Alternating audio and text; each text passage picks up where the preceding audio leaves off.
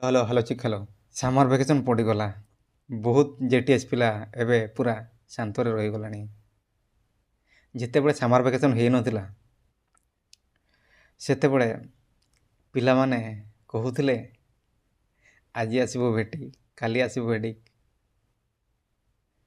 14 ଦିନ ପରେ ଆସିବ ଭେଟି।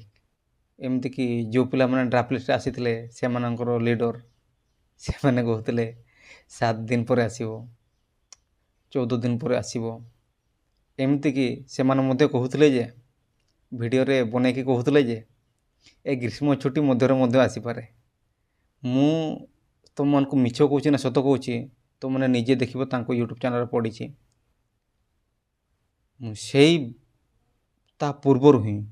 ମୁଁ ତା ପୂର୍ବରୁ ହିଁ କହିଦେଇଥିଲି ଯେ ଏ ଭେଡ଼ିକଟା ସମର ଭ୍ୟାକେସନ୍ ପରେ ଆସିବ ବୋଲି। କିନ୍ତୁ ତୁମେମାନେ ତୁମ ଲିଡ଼ରମାନଙ୍କ କଥା ବିଶ୍ୱାସ କରିବ।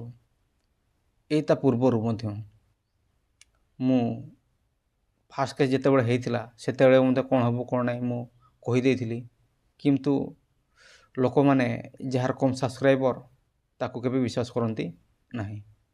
ତୁମମାନଙ୍କର ଭେଜାକୁ ଏମିତି ଫ୍ରାଏ କରାଯାଇଛି ଯେ ତୁମମାନେ ସେଇମାନଙ୍କୁ ପୁରା ଅନ୍ଧ ଭଳି ବିଶ୍ୱାସ କରୁଛ। ଆଉ ସେଇ ବିଶ୍ୱାସ କରିବାର ଫଳ ମଧ୍ୟ କ'ଣ ହେଉଛି ଦେଖୁଛ।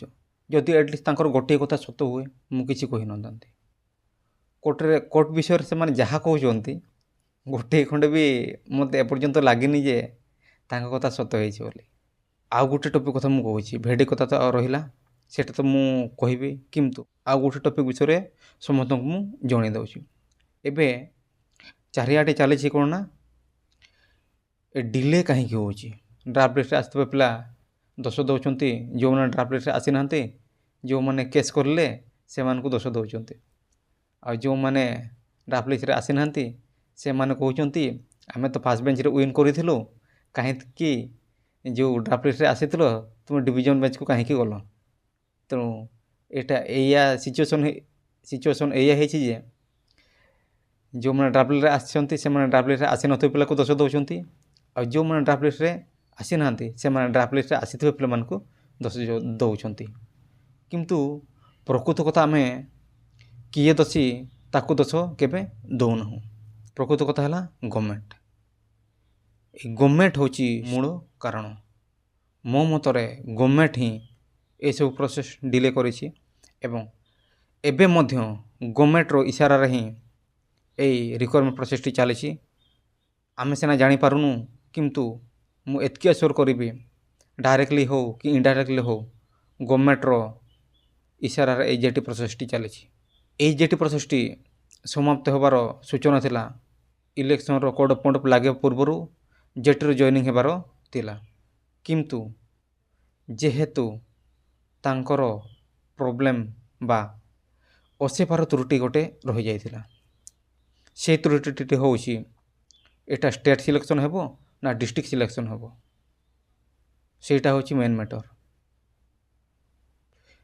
ପିଲାମାନେ ସେଇ ଜିନିଷଟାକୁ ବାର ବାର ଯାଇ ଅସିପାକୁ ପଚାରିଲେ, କଲ୍ କରିଲେ, ସିଏ କହୁଛି ଷ୍ଟେଟ୍ ସିଲେକ୍ସନ୍ ହେବ। କିନ୍ତୁ ଯେତେବେଳେ ରିଜଲ୍ୟୁସନ୍ ବାହାରିଗଲା ସେଥିରେ ଷ୍ଟେଟ୍ର ନାମଗନ୍ଧ ନଥିଲା। ତେଣୁ ପିଲାମାନେ କନଫ୍ୟୁଜ୍ ହେଇଗଲେ, ଆମେ ଏଇଟା ଷ୍ଟେଟ୍ ଭାବିବୁ ନା ଡିଷ୍ଟ୍ରିକ୍ଟ ଭାବିବୁ। ସେମାନେ ପଚାରିଲେ, କଲ୍ କଲେ, କିନ୍ତୁ ସେ କହିଲେ ଷ୍ଟେଟ୍। କିନ୍ତୁ ତାପରେ ମଧ୍ୟ ଅସିପାକୁ କୁହାଯାଇଥିଲା ଯେ ଏ ରିଜଲ୍ୟୁସନ୍ଟିକୁ ଟିକେ ଚେଞ୍ଜ କରିଦିଅନ୍ତୁ। କିନ୍ତୁ ଅସିପା ତା ଜିଦ୍ରେ ଅଟଳ। ସେ କହିବ ଗୋଟେ କିନ୍ତୁ ରିଜଲ୍ୟୁସନ୍ ଯାହା ହେଉଛି ହଉ। ତେଣୁ ଏଇଟା ହେଉଛି ଗୋଟିଏ ବହୁତ ବଡ଼ ଜାଲ, ଯେଉଁଥିପାଇଁ କି ଆମର ଜେଟି ଆସ୍ପାରାଣ୍ଟ ପିଲାମାନେ ଫସି ଯାଇଛନ୍ତି। ତେଣୁ ଏଇଟା ବହୁତ ବଡ଼ କ୍ୱେଶ୍ଚନ୍। ଏବେ ବି ମଧ୍ୟ ଏଇଟା ଷ୍ଟେଟ୍ ସିଲେକ୍ସନ୍ ନା ଡିଷ୍ଟ୍ରିକ୍ଟ ସିଲେକ୍ସନ୍। ତେଣୁ ଭାବନି ଯେ ମୁଁ ଷ୍ଟେଟ୍କୁ ସପୋର୍ଟ କରୁଛି, ଭାବନି ଯେ ମୁଁ ଡିଷ୍ଟ୍ରିକ୍ଟକୁ ସପୋର୍ଟ କରୁଛି। ଏବେ ବି ମଧ୍ୟ ମୁଁ ଗୋଟେ କ୍ୱେଶ୍ଚନ୍ ଦେଇକରି ରଖୁଛି, କେହି ମଧ୍ୟ କହିପାରିବେନି ଏଇଟା ଷ୍ଟେଟ୍ ସିଲେକ୍ସନ୍ ହେଉଛି ନା ଡିଷ୍ଟ୍ରିକ୍ଟ ସିଲେକ୍ସନ୍ ହେଉଛି। ଆଉ ଯଦି ପିଓରଲି ଷ୍ଟେଟ୍ ସିଲେକ୍ସନ୍ ହେବାର ଥିଲା ତାହେଲେ ସେଇଠି ଯଦି ଗୋଟେ ଜାଗାରେ ଷ୍ଟେଟ୍ ଲେଖିଦେଇଥାନ୍ତେ ନା ଆଜି ପର୍ଯ୍ୟନ୍ତ ଏ କେସ୍ଟି ଏତେ ପର୍ଯ୍ୟନ୍ତ ଗଡ଼ି ନଥାନ୍ତା। ଏଇଟା ହେଉଛି ଅସେବାର ଭୁଲ ବା ଗଭର୍ଣ୍ଣମେଣ୍ଟର ଭୁଲ। କେସ୍ ହେବାର ଆଉ ଗୋଟେ ମଧ୍ୟ ମେନ୍ ରିଜନ୍ ହେଉଛି ଏଇଆ ଯେ ପିଲାମାନେ ଏପର୍ଯ୍ୟନ୍ତ ତାଙ୍କର ର ସ୍କୋର ବା ନର୍ମାଲାଇଜେସନ୍ ମାର୍କ ଏପର୍ଯ୍ୟନ୍ତ ପାଇପାରିଲେ ନାହିଁ। ଏଇଟା ହେଉଛି ବହୁତ ବଡ଼ ସତ କଥା। ଯଦି ଗୋଟିଏ ପିଲା ତା'ର ର ସ୍କୋର ବା ନର୍ମାଲାଇଜେସନ୍ ମାର୍କ ପାଇଗଲା ନା, ଆଉ ଗଭର୍ଣ୍ଣମେଣ୍ଟ ଯଦି ୱେବସାଇଟ୍ରେ ସେଇଟାକୁ ଅପଲୋଡ଼ କରିଦିଏ ଏତିକି ମାର୍କରୁ ଆମେ ପିଲାମାନଙ୍କୁ ନେଇଛୁ ବୋଲି, ତାହେଲେ ବହୁତ ପିଲା ଏଥିରୁ ଚୁପ୍ ହେଇଯିବେ। ଏଇଟା ମୋତେ ସତ କଥା। କିନ୍ତୁ ଗଭର୍ଣ୍ଣମେଣ୍ଟ ଭିତରେ ଭିତରେ କ'ଣ ଖେଳିଛି ନା କ'ଣ କରିଛି ଆମେ ଜାଣିପାରୁ ନାହୁଁ। ଯଦି ଆମେ ଜାଣିପାରିଥାନ୍ତୁ ଏତିକି ମାର୍କରୁ ପିଲାମାନଙ୍କୁ ନିଆଗଲା ଏବଂ ଆମର ଏତିକି ମାର୍କ ରହିଲା, ତାହେଲେ ମୁଁ ଏଇ ମାର୍କ ଭିତରେ ମୁଁ ଆସିଲି ନାହିଁ, ସେଥିପାଇଁ ମୁଁ ଏଇ ଭିତରୁ ମୁଁ କଟିଗଲି। କିନ୍ତୁ ସରକାର କ'ଣ କଲା ନା, ଆମ ପାଖରେ ମାର୍କ ଅଛି, ଆମେ ଦେଖେଇବୁ, କିନ୍ତୁ ଏଇ ଦେଖନ୍ତୁ କେସ୍ର ଏତେ ଦିନ ହେଇଗଲା, ସେ ଆଟଲିଷ୍ଟ ତ ଡିଷ୍ଟ୍ରିକ୍ଟ ହଉ କି ଷ୍ଟେଟ୍ ହଉ ଯାହା ହେଉଛି ହଉ ସେଇଟା ତ ଅଲଗା କଥା, କିନ୍ତୁ ଆଟଲିଷ୍ଟ ଏତେ ଦିନ ହେଇଗଲା, ମାର୍କଟା ପିଲାମାନଙ୍କର ମାର୍କ ତ ଛାଡ଼ି ପାରିଥାନ୍ତା ୱେବସାଇଟ୍ରେ। ଏତିକି ଏତିକି ପିଲାମାନେ ରଖିଛ, ତୁମ ର ସ୍କୋର ହେଲା ଏତିକି, ଏତିକି ହେଲେ ତୁମ ନର୍ମାଲାଇଜେସନ୍ ସ୍କୋର।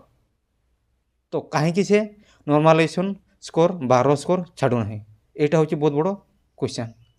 ଯେଉଁମାନେ ଡ୍ରାଫ୍ଟ ଲିଷ୍ଟରେ ଆସିଛ, ମୁଁ ସେମାନଙ୍କୁ ମଧ୍ୟ ଖରାପ ବୋଲି କହୁନାହିଁ, ଆଉ ଯେଉଁମାନେ ଆସିନାହାନ୍ତି ସେମାନଙ୍କୁ ମଧ୍ୟ ଖରାପ ବୋଲି କହୁନାହିଁ। ମୁଁ କେବଳ ଏତିକି କହିବି, ଏଥିରେ ଦାୟୀ ହେଉଛି କେବଳ ଓଡ଼ିଶା ଗଭର୍ଣ୍ଣମେଣ୍ଟ ଆଉ ଅସେପା, କାରଣ ସେମାନଙ୍କର ଜାଲରେ ହିଁ ଆମେ ଫସିଛୁ। ଆଉ ସତ କଥା ଏଇଆ ଯେ ଯଦି ଗଭର୍ଣ୍ଣମେଣ୍ଟ ଚାହିଁଥାନ୍ତା ଇଲେକ୍ସନ୍ର ବହୁତ ପୂର୍ବରୁ ଜେଟିର ରିକ୍ୱାରମେଣ୍ଟ କାଢ଼ିକି ସବୁ ପ୍ରୋସେସ୍ ସାରି ଦେଇଥାନ୍ତା, କିନ୍ତୁ ସେ କ'ଣ କରିବ ନା, ଯେତେବେଳେ ଜେଟିର ଇଲେକ୍ସନ୍ ପହଞ୍ଚି ଆସିବ ସେ ପାଖାପାଖିରେ ତା'ର ଭ୍ୟାକେନ୍ସି ଆସିବ। ବହୁତ ପିଲା କହୁଛନ୍ତି ଏଇ ଜେଟିର ଫାର୍ଷ୍ଟ ଫେଜ୍ ସରିବା ପରେ ଜେଟିର ସେକେଣ୍ଡ ଫେଜ୍ଟି ଆସିଯିବ। ଗୋଟେ ଜିନିଷ ମୁଁ କହିଦେଉଛି, ଯେତେ ସହଜ ତୁମେ କହୁଛ ନା ଜେଟିର ଫାର୍ଷ୍ଟ ପେଜ୍ ସରିବା ପରେ ଜେଟିର ସେକେଣ୍ଡ ପେଜ୍ ଆସିଯିବ, ସେତେ ସହଜ ଏଇଟା ନୁହେଁ। ଏଇଟା ମୁଁ ଲେଖିକି ଦେଉଛି, ଯଦି ଫାର୍ଷ୍ଟ ଫେଜ୍ର ଜଏନିଂର 2 ମାସ ମଧ୍ୟରେ ସେକେଣ୍ଡ ଫେଜ୍ ଜେଟି ବାହାରିଲା, ତାହେଲେ ମୁଁ ଲଣ୍ଡା ହେଇଯିବି। ମୁଁ ଏଇଆ କହୁଛି ଯେ ଏଇଟା କେବଳ ଆମକୁ ପ୍ରଲୋଭନ ଦିଆଯାଉଛି। ଆଉ ଯେଉଁଠି ହେଲେ ସତ କଥା ତ ବାହାରିବ, ତ ନିଶ୍ଚୟ ବାହାରିବ, କିନ୍ତୁ ଏତେ ଶୀଘ୍ର ବାହାରିବ ନାହିଁ। ଏଇ ଜିନିଷଟା ମନେ ରଖିଥାଉ। ତ ଲାଷ୍ଟରେ ଏତିକି କହିବି, କିଏ କ'ଣ ବୁଝିଲ ତୁମେମାନେ ଜାଣିଛ। କେବଳ ମୁଁ ଏତିକି କହିବି, ଏ ଡିଲେ ହେବାର ଗୋଟିଏ ମାତ୍ର ରିଜିନ୍ ସେଇଟା ହେଉଛି ଯେ ସରକାର ଆଉ ଅସେପା। କାରଣ ସରକାର ଚାହିଁଥିଲେ ଇଲେକ୍ସନ୍ ହେବାର ବହୁତ ଦିନ ପୂର୍ବରୁ ରିକ୍ୱାରମେଣ୍ଟ କାଢ଼ିକି ଜଏନିଂ ଦେଇ ସାରିଥାନ୍ତା। ସେଇଟା ହେଉଛି ମେନ୍ ରିଜିନ୍। ସେ ଡିଲେ କରି କରି ଇଲେକ୍ସନ୍ ପହଞ୍ଚେଇଲା, ସେଥିପାଇଁ ଜଏନିଂରେ ଲେଟ୍ ହେଲା। ଆଉ ସେକେଣ୍ଡ ଜିନିଷ ହେଉଛି ଅସେପା ସେ ଜାଗାରେ ଷ୍ଟେଟ୍ ଲେଖିନଥିଲା। ଯଦି ଷ୍ଟେଟ୍ ଲେଖିଥାନ୍ତା ନା, ତାହେଲେ ଏପର୍ଯ୍ୟନ୍ତ ଷ୍ଟେଟ୍ ଡିଷ୍ଟ୍ରିକ୍ଟ କେସ୍ ହେଇପାରିନଥାନ୍ତା।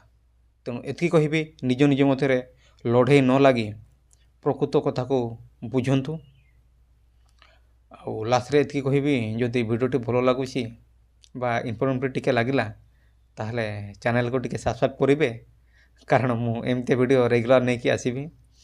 ରେଗୁଲାର ନହେଲେ ବି 2 ଦିନ ଛାଡ଼ି କି 3 ଦିନ ଛାଡ଼ି ମୁଁ ନିଶ୍ଚୟ ଭିଡ଼ିଓ ନେଇକି ଆସିବି। ଆଉ ଯଦି ମୋତେ ଟିକେ ଭଲ ପାଉଛ ଆଉ ମୋ ଭିଡ଼ିଓକୁ ଟିକେ ଭଲ ପାଇବା ଦେବା ପାଇଁ ଚାହୁଁଛ, ତାହେଲେ ଭିଡ଼ିଓକୁ ଗୋଟେ ଲାଇକ୍ ଦେଇ ଯାଆନ୍ତୁ।